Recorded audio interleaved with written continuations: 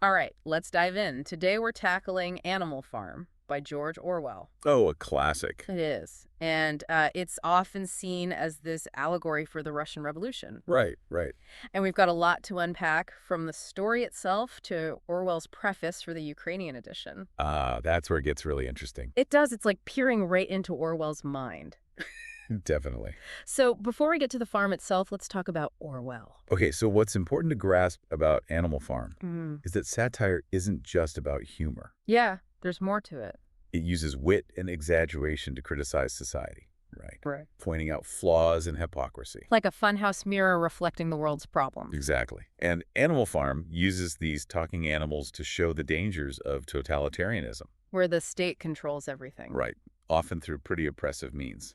So Orwell's background, this preface to the Ukrainian edition, why is that so key? Well, Orwell wasn't just some writer in an ivory tower. No, he was in the thick of it. He experienced totalitarian regimes firsthand, especially during the Spanish Civil War. Wow, that must have been intense. It was. He saw the manipulation, people being silenced, the brutality. When power goes unchecked, things can get dark. Yeah, and this fueled his desire to warn others. To expose how control can take over a society. Exactly.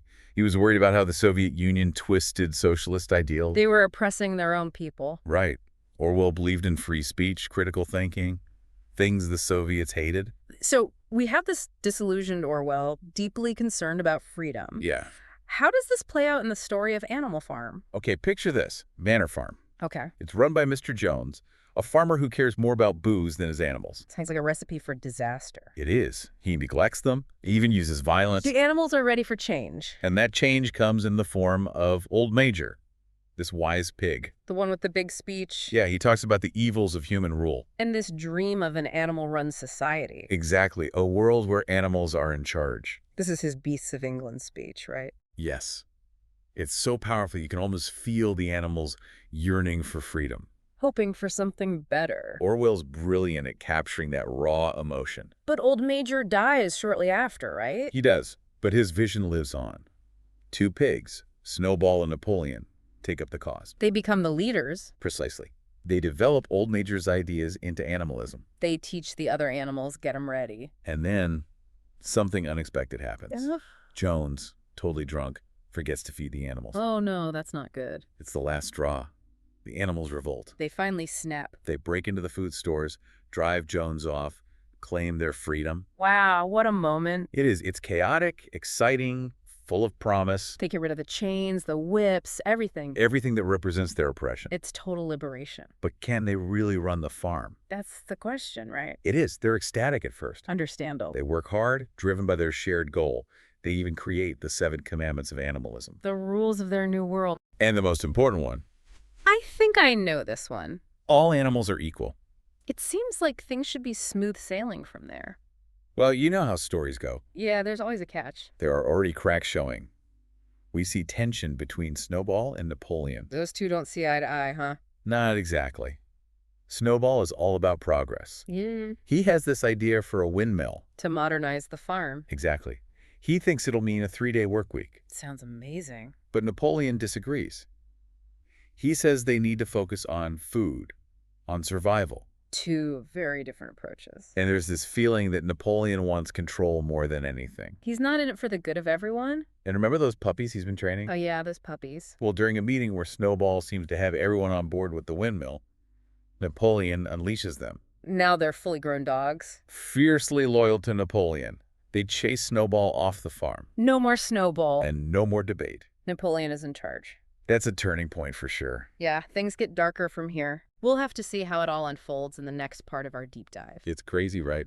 Snowball, going just like that. Exiled from the very revolution he helped start. It really shows you how power can corrupt.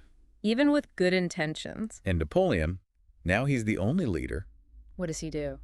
Well, he consolidates his power. Kind of like those totalitarian regimes Orwell was so worried about. Interesting. He gets rid of the Sunday meetings, where the animals could debate and discuss. So much for animal democracy. Exactly. Instead, he creates a committee of pigs to make all the decisions. A committee that HE controls, of course. Of course. But maybe the most chilling thing is his use of propaganda. Propaganda. Yeah, just like those real-world dictatorships. Oh, I see where you're going with this. And who's the voice of this propaganda? Wheeler, right. Squealer, that persuasive pig. Always twisting the truth. He becomes so important to Napoleon's regime. A master manipulator. We can spin anything to fit the pig's agenda. Like with the milk and apples. Exactly. Remember how they mysteriously disappeared? Yeah, what was up with that? It shows the pigs feeling entitled, you know, Like they're better than the others. moving away from that whole all animals are equal idea. But didn't the other animals question it? They did, but Squealer was ready with an excuse. Oh, I bet he was. He said the pigs needed the milk and apples for their brains, for the good of the farm. And the other animals just bought it. Well, remember, they're still scared of Jones coming back. Right, that fear is powerful. Squealer uses that fear. He says any disagreement could bring Jones back. So they have to stay in line? Pretty much. And then there's the windmill. Snowball's big project. Right, the one Napoleon opposed. What happened to that? Well, guess what?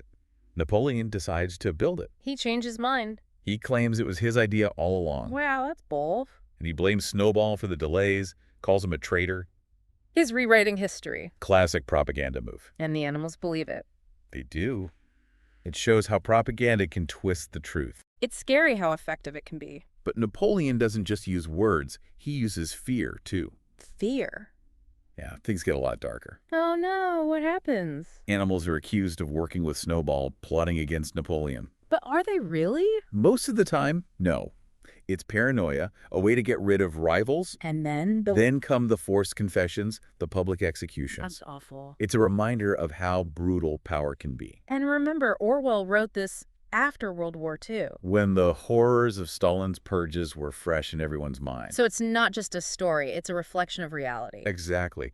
And through all of this, there's Boxer. The hard-working horse. He keeps working so hard, believing in the system. Even as things fall apart. He pushes himself to the limit with his motto, I will work harder. He's so dedicated.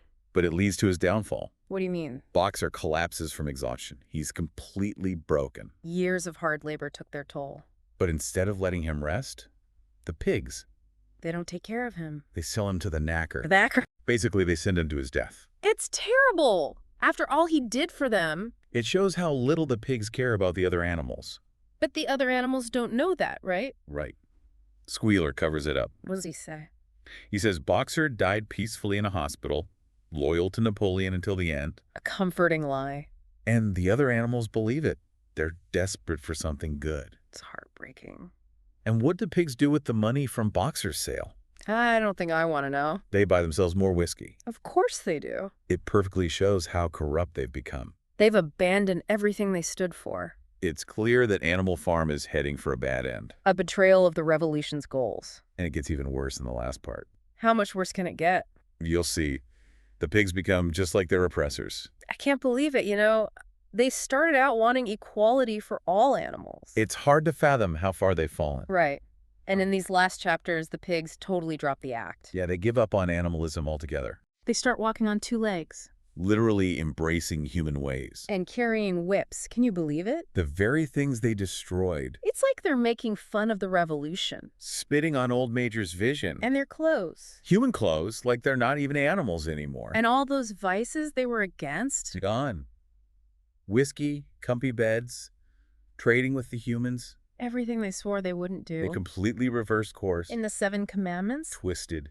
Changed to fit what the pigs are doing. They're masters of manipulation, aren't they? They know how to use language to get what they want. Like that commandment about beds. Right. No animal shall sleep in a bed with sheets. So they can still sleep in beds, just without sheets. It's how they get around the rules. So sneaky. And of course, the most important commandment. All animals are equal. Change to all animals are equal, but some animals are more equal than others. It's like the opposite of what they meant. It shows how empty their words are. The pigs are just like the humans they overthrew. The new ruling class. And Napoleon changes the name back to Manor Farm. Wiping out the rebellion completely. Like it never happened. It's a scary thought, isn't it? It is. What can we learn from all this? Animal Farm shows us the dangers of power, how it corrupts. Even with the best intentions. We also see the power of propaganda. How it can make people believe anything. It reminds us to think critically, to question authority. To be aware of what's going on around us. Animal Farm is still Relevant today, don't you think? Definitely. It's a warning about tyranny. About how easily we can lose our freedom, It's not just about animals, it's about us. about the dark side of human nature. The potential for evil is everywhere. We need to be informed to challenge those in power. To never take our freedom for granted. The scariest thing is, the seeds of oppression can be within us. What do you mean? Sometimes it's our own complacency, our willingness to follow blindly. That lets bad things happen. We need to be active, engaged citizens. That's a powerful message. So think about Animal Farm as you go about your day. Look for those same patterns in the world. Where is power being abused? Where's language being manipulated? Where is the truth being hidden? These are questions we need to ask ourselves. Thank you for joining us on this deep dive into Animal Farm. It's a story that makes you think. About power, about manipulation, about freedom. It's a story that stays with you. Thanks for listening, everyone, and until next time, keep those minds working.